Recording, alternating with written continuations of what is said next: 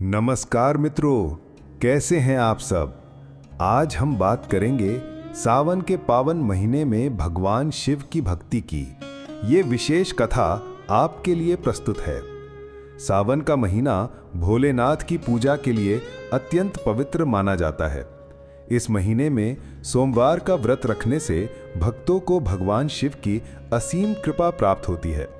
विशेषकर कुमारी कन्याएं ये व्रत गुणवान और योग्य वर की प्राप्ति के लिए रखती हैं, जबकि विवाहित स्त्रियां अपने परिवार और पति की सुख समृद्धि के लिए रखती हैं। आइए सुनते हैं सावन सोमवार की ये पौराणिक और हृदयस्पर्शी कथा। प्राचीन काल में एक धनी साहूकार एक समृद्ध नगर में रहता था। उसके पास अपार धन संपत्ति थी, फिर भी उसका मन उदास रहता था। कारण था उसकी निस्संतानता, जिससे उसका हृदय अत्यंत व्यथित था।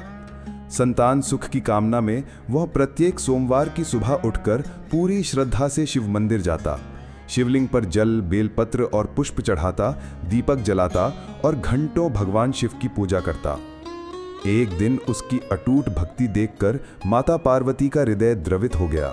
उन्होंने भगवान शिव से विनम्रतापूर्वक कहा, हे प्रभु, ये भक्त वर्षों से आपकी पूजा कर रहा है। इसकी एकमात्र इच्छा संतान प्राप्ति की है। आपने इसे ये वरदान क्यों नहीं दिया? भगवान शिव ने मुस्कुराते हुए उत्तर दिया, पार्वती, अपने पूर्व जन्मों के कर्मों के कारण इसे संतान प्राप्ति नहीं हुई है। ये सुनकर माता पार्वती का कोमल हृदय और भी पिघल गया। उन्होंने प्रार्थना की, हे महादेव, इसकी भक्ति पर दया करें। यदि इतनी भक्ति के बाद भी इसे संतान की प्राप्ति नहीं हुई तो इसका विश्वास डगमगा जाएगा। कृपया इसे पुत्र प्राप्ति का आशीर्वाद दें। माता की करुणामयी प्रार्थना सुनकर भगवान शिव मान गए। उस रात जब साहूकार सो रहा था, भगवान शिव ने उसे स्वप्न में दर्शन दिए और कहा, तुम्हारी भक्ति से प्रसन्न होकर मैं तुम्हें एक पुत्र का आशीर्वाद देता हूं, परंतु उसकी आयु अल्प आयु होगी, वो युवावस्था में ही मर जाएगा। ये सुनकर साहूकार का हृदय सुख और दुख के मिश्रित भावों से भर गया। पुत्र के जन्म की खुशी तो थी, परंतु उसकी अल्प आयु की कल्पना से हृदय भारी हो गया। फिर भी साहूकार ने अपनी भक्ति नहीं छोड़ी।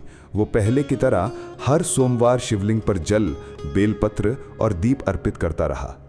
समय बीतता गया और वो शुभ दिन आया जब साहूकार के घर एक सुंदर बालक का जन्म हुआ। उन्होंने उसका नाम अमर रखा, जिसका अर्थ है कभी ना मरने वाला। अमर के आगमन से साहूकार और उसकी पत्नी का घर खुशियों से भर गया। उन्होंने अपने पुत्र का पालन पोषण बड़े प्यार और स्नेह से करना शुरू कर दिया, लेकिन वे ये भी जानते थे कि उनका पुत्र अल्प आयु होगा। फिर भी साहूकार की भक्ति अटूट रही। जब अमर 11 वर्ष का हुआ तो साहूकार ने उसे उच्च शिक्षा के लिए काशी भेजने का निश्चय किया। उसने अपने मामा को बुलाकर कुछ धन दिया और कहा, यात्रा के दौरान यज्ञ करना और ब्राह्मणों को भोजन कराना। मामा और अमर काशी की ओर चल पड़े। रास्ते में थकान के कारण वे एक राज्य में रुके। वहां उन्होंने देखा कि नगर वीरान पड़ा है। पूछताछ करने पर उन्हें पता चला कि राजकुमारी का विवाह होने वाला है और राजा ने सभी के लिए भोज का आयोजन किया है। भूख प्यास से व्याकुल मामा भांजे भोजन के लिए महल में प्रवेश कर गए। वहां राजकुमारी का विवाह एक राजकुमार से होने वाला था, जिसकी एक आंख एक दुर्घटना में चली गई थी। राजा को डर था कि यदि राजकुमारी को यह सत्य पता चल गया तो विवाह टूट जाएगा और उनकी बदनामी होगी। राजा की दृष्टि अमर पर पड़ी, जो सुंदर और राजसी लग रहा था। राजा ने अमर को एकांत में बुलाकर सारी बात बताई और उससे दुल्हे के स्थान पर मंडप में बैठने का अनुरोध किया। अमर ने राजा की बात मान ली और राजकुमारी के साथ विवाह संपन्न हो गया। लेकिन विवाह के बाद अमर को ग्लानि हुई। उसे लगा कि वो राजकुमारी को धोखा दे रहा है। जाने से पहले उसने एक पत्र में सारी सच्चाई लिखकर राजकुमारी को भेजी, जिसमें उसने बताया कि असली दुल्हा एक आंख से अंधा है। इसके बाद वो अपने चाचा के साथ काशी चला गया। सच्चाई जानकर राजकुमारी ने उस राजकुमार को अपना पति मानने से इनकार कर दिया। उधर अमर काशी में ही रहकर शिक्षा ग्रहण करने लगा। जब वो 16 वर्ष का हुआ तो उसके चाचा ने यज्ञ किया और ब्राह्मणों को भोजन कराया। उसी रात अमर की नींद में ही मृत्यु हो गई। सुबह उसका शव देखकर उसके चाचा फूट फूट कर रोने लगे। उसी समय भगवान शिव और माता पार्वती वहां से गुजर रहे थे। चाचा का दुख देखकर माता पार्वती ने शिव से कहा, प्रभु इस दुख को दूर करें। शिव ने कहा, यह वही साहूकार का पुत्र है जिसे मैंने 16 वर्ष की आयु दी थी। अब इसका समय पूरा हो गया है।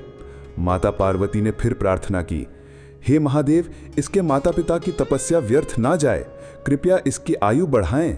मां की प्रार्थना पर शिवजी मान गए और भगवान शिव ने अमर को जीवन दान दिया।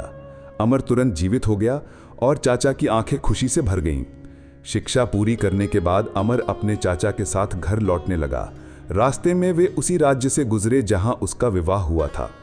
राजकुमारी ने अमर को पहचान लिया और उसे महल में बुलाया।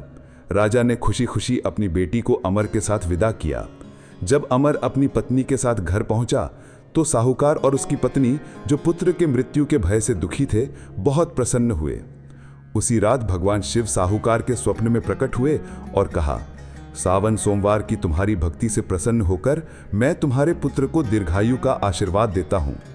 इस प्रकार साहूकार को न केवल संतान सुख प्राप्त हुआ, बल्कि उसका पुत्र भी दीर्घायु हुआ। इस कथा से हमें क्या संदेश मिलता है? ये कथा हमें सिखाती है कि सच्ची भक्ति और निष्ठा से भगवान शिव हर मनोकामना पूरी करते हैं। जो कोई भी श्रद्धापूर्वक सावन के सोमवार का व्रत रखता है, भोलेनाथ उसकी हर मनोकामना अवश्य पूरी करते हैं। मेरे शिव भक्तों, यह मेरा एक छोटा सा प्रयास था। अगर आपको यह वीडियो पसंद आया हो तो मेरे चैनल को लाइक, शेयर और सब्सक्राइब करना ना भूलें। और हाँ, कमेंट में जय भोलेनाथ, जय माता पार्वती जरूर लिखें। धन्यवाद।